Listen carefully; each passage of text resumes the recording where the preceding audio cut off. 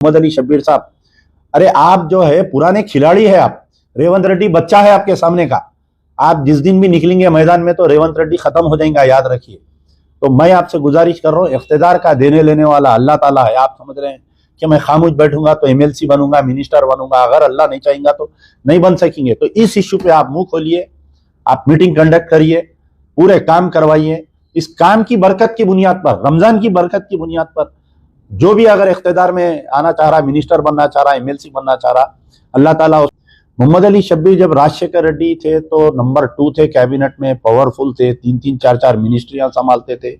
ये रमजान की मीटिंग उन्होंने खुद कंडक्ट करते थे।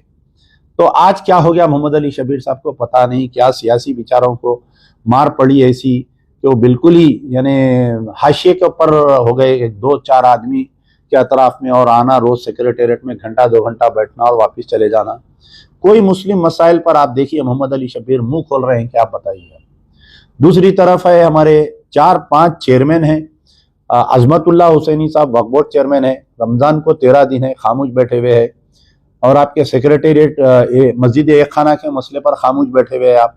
मैं खुद फोन करके बोला, लेटर लिखा, SMS करा उनको। ताहिर बिन हमदान साहब है, उर्दू एकेडमी के चेयरमैन, सीनियर मोस्ट लीडर है, खामोश बैठे हुए। भाई बोलना ना सीएम को, आप मीटिंग कंडक्ट करो, क्या कर रहे हैं, क्यों नहीं मीटिंग कंडक्ट हो रही रमजान की बोलकर। उबैदुल्लाह कोतवाल है, Telangana government minorities finance corporation के चेयरमैन है, उनके मुंह में जबान नहीं है।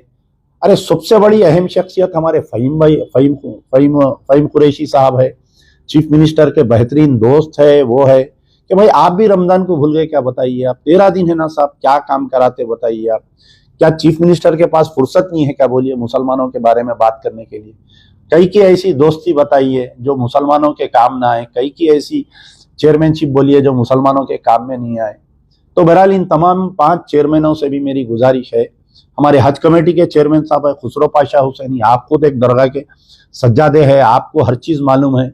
आप क्यों चीफ मिनिस्टर को एक लेटर नहीं लिखते, बताइए, मीटिंग कंडक्ट करो बोल के। पीसीसी सदर को बोलिए कि चीफ मिनिस्टर को इंस्ट्रक्शन दियो बोल के। AICC को लेटर लिखिए आप लोग पूरे 5 चेयरमैन मिलके कि भाई ये चीफ मिनिस्टर साहब मुसलमान मसाइल पर इन्हों गुफ्तगू नहीं कर रही बोल के। तो बहरहाल इन तमाम 5 चेयरमैनों से मेरी अदबन गुजारिश है कि आप जो है, हो सकता है अमजदुल्लाह खान की गुफ्तगू आपको कड़वी लगेंगी, क्योंकि जब BRS पावर में थी, हम जब हकायक पर हम गुफ्तगू करते थे तो महमूद अली साहब को सबसे ज्यादा गुस्सा आता था। यहाँ तक कि अगर मेरा कोई लेटर लेकर जाके दिए तो उसको नाराज होते थे, फेंक देते थे।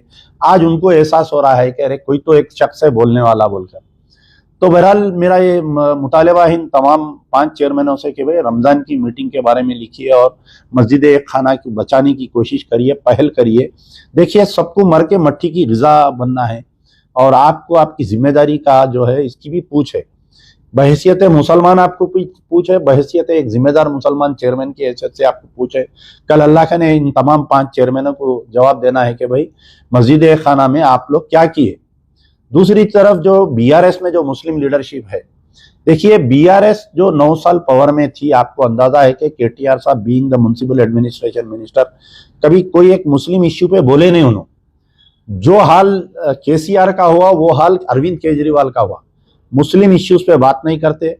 PV नरसिम्हा राव के खानदान से दोस्ती करे, PV नरसिम्हा राव के नाम से ब्रिज बनाए, PV नरसिम्हा राव के नाम से उसकी 100 साला जश्न मनाए, PV नरसिम्हा राव के बेटी को MLC दिए, PV नरसिम्हा, यानी मुसलमान जिससे नफरत करते तुम उस खानदान को गले लगाए। अल्लाह की मार ऐसा पड़ी कि आज KCR साहब अपने पावर से चले गए। सेम केजरीवाल की भी वही हरकत हुई कि तबलीगी जमात के मरकज को जो है लाग डाले थे इन्हों, फिर उसके बाद में आपके मुस्लिम इश्यूज पे कुछ बात नहीं करते, दिल्ली राइट्स पे नहीं करे। आज अरविंद केजरीवाल जो है धोबी का गधा बन गए बेचारे, ना घर के रहे ना घाट के रहे। ये बात लिख के आया रख लीजिए कि अगर रेवंत रेड्डी साहब भी ऐसे ही रहेंगे तो न सिर्फ रेवंत रेड्डी डूबेंगे बल्कि पूरी कांग्रेस को लेकर डूबेंगे। और जो हाल दिल्ली में कांग्रेस का हुआ कि 0 की हैट्रिक बनाए लोग, वैसा ही जो है आने वाले तेलंगाना में भी ये इम्कानात दिख रहे हैं।